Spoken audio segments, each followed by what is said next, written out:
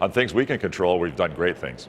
I do want to get into some of the specifics of those items in a minute, but I'd like to start here with a question of ethics. Just last week, your office was highlighting the importance of ethics in government.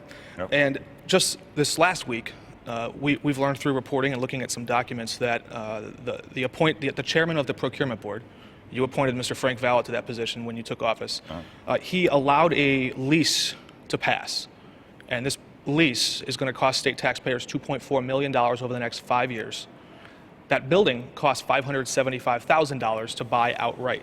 Now, we just happened to learn that Mr. Valla allowed this bill to pass with the knowledge that the sale of this lease would go to benefit the son-in-law of Bill Cellini, who is a big power broker in Springfield from years past. Now, he grew up knowing Mr. Cellini. He knew the daughter, he knew the son-in-law, he says he met them personally, yet he didn't recuse himself from that decision, and he didn't see any need to do any of that. Does that raise any ethical red flags in your mind?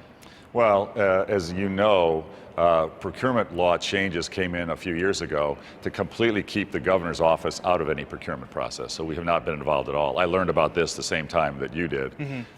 We have checked with the chief procurement officer, who's appointed by the Ethics Commission, done on a bipartisan basis, and we inquired, and they said all proper procedures were followed, everything was very transparent and above board, and they saw no unethical behavior involved in the process. They've made a determination already this quickly?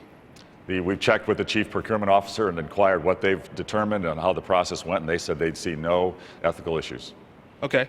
The Constitution does give you